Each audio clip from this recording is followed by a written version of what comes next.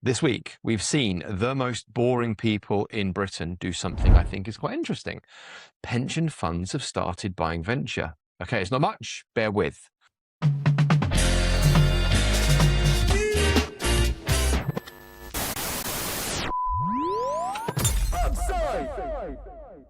Nest, the workplace pension for 14 million Brits. They've got 68 billion under management, have committed 200 million into a dedicated VC sleeve with Schroders, growing to $1 billion by 2030. I know small beans, still stay with me.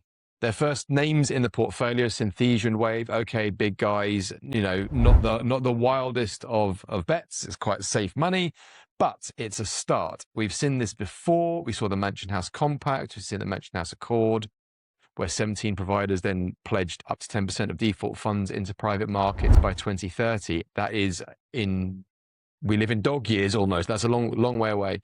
But half of that going into the UK, which is great news. Roughly 50 billion pledged. Now, for some context, 3 years ago, DC schemes had about 0.36%, 0.36% of funds in unlisted equities. That's our world. Last year, that doubled. So we went from 800 million to 1.6 billion. Yes, nothing to nothing. But we saw, obviously, in April, the BBB, the British Growth Partnership, hit its first close at 200 million with Aegon and Cushon, first ever VC investments. BBB, the British Business Bank, looking to pull 2 billion of pension money into venture over the next 5 years. We saw the Pension Schemes Act passed in April. It's a bit of a gun on the table saying, come on, guys and girls, or we're going to make you. So my take is 3 years from now, pension capital will still be low. It'll be in the single digits, but it'll be billions a year into UK venture, starting safe and the Bs and beyond. So up the tree from us down in seed and early stage. But we will see it come down when we get some kind of fund structure like France's Tibi scheme, where France is doing great things here that we've always promised but have never quite built. So, Lomax, can you tee that up a little bit better than I did, please? I think you did a very elegant job there, but I would say Bless you, my man. I would say that, look, and the backdrop here is that when in the US, and we keep referring to the US, but, clearly it's not to be ignored when they keep churning out companies like Anthropic and OpenAI and SpaceX, is when they loosened up the rules allowing pension funds to invest more in private markets, particularly in private equity and venture, back in the 70s and 80s, eventually unlocked, married with strong performance. I always say this, you need strong performance to entice these managers to actually invest in the asset class. But that becomes chicken and egg, Lomax, doesn't it? So chicken and egg, sure, fine, but you need both. And that has unlocked a motherload of capital into the US venture ecosystem, such that it is anywhere between 5 and 10 times, at least 10 times the size of the UK, 5 times the size of Europe. So we have been talking a lot here about the fact that there is roughly, I think, £3 trillion, $4 trillion of capital in the DC and DB pension schemes in the UK, and a tiny fraction of that, is allocated to privates. And within privates, because privates, of course, consists of private equity, infrastructure, private credit, VC is an even smaller sleeve in that. Of course, with the Mansion House Accords, so the two agreements / voluntary petitions, the chant that Rachel Reeves and before her, Jeremy Hunt, got the pension trustees to sign up to. There's been more of a push, obviously, to push the capital into these areas, into these critical areas. So this is part of that. Nest, 68 billion AUM, largest pension scheme by membership, 14 million members, is allocating, but this is 200 million, right? So it's a laughably small amount of money in the context of something that's nearly $100 billion in AUM. You got to start somewhere, I guess. I would say this is a very, very small amount of money. And also, not only that, it's going into the probably less risky end of the spectrum. It's going to the companies. This is going into late stage venture deals at Series B, C, D, probably C, D, E, when the risk is much lower. So it's actually arguably going to companies that are less risky and probably don't need the money, or at least, could get the money elsewhere, like Wave, AI, Synthesia, like great companies, and we should be funding them. But actually, if you wanted to encourage venture fund capital to unlock and move the ecosystem in the UK, you want them to be investing in earlier stage, right? So managers, ideally, I don't think they should be doing direct deals. That would be madness. But investing either into fund of funds or into probably to fund of funds, not into individual funds. That would probably also be madness, into individual seed funds. So it's a start. They're doing the less risky thing. I guess that's fine.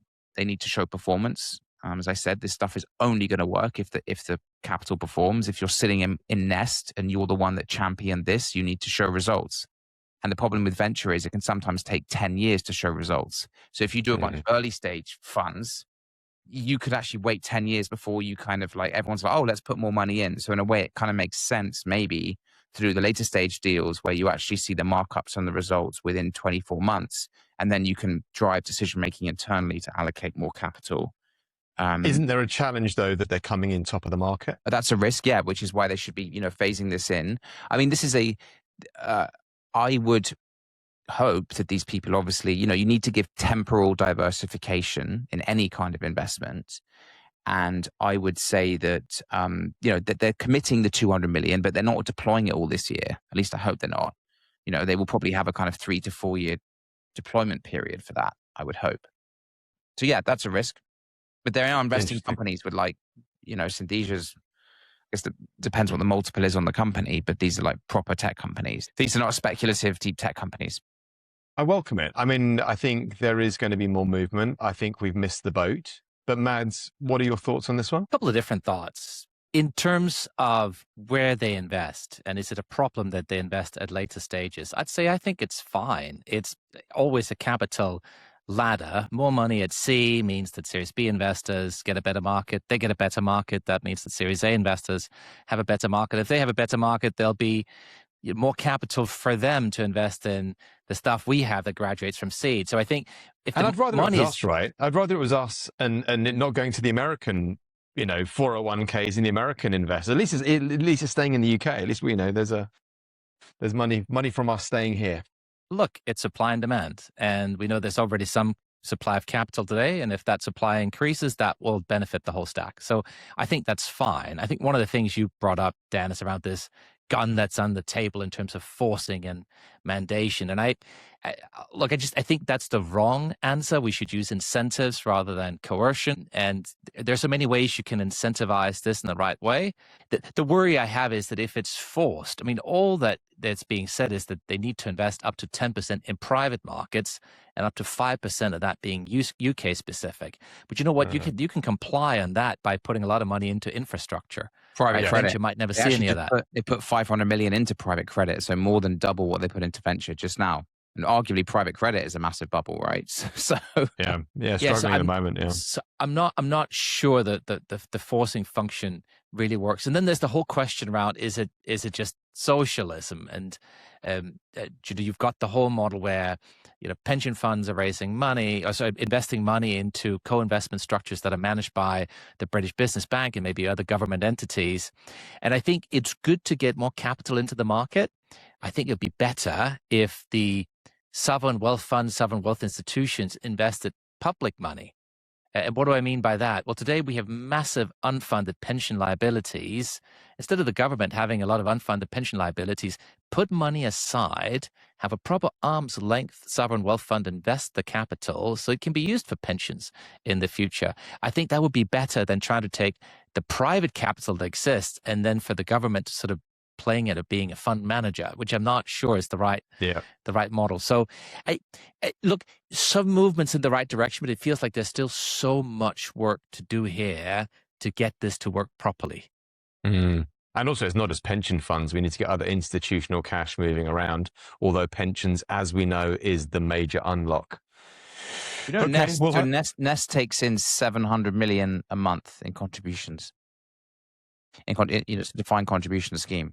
Here they are putting 200 million into venture. One thing that's very interesting about Nest, though, actually, Nest already has pretty high allocation to privates, vis-a-vis, other versus other pension funds.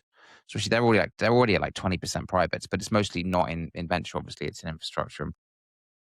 But if you look at other countries, particularly in Canada or in Australia, they operate much more of the so-called Yale model, where a much higher proportion of the portfolio is in privates.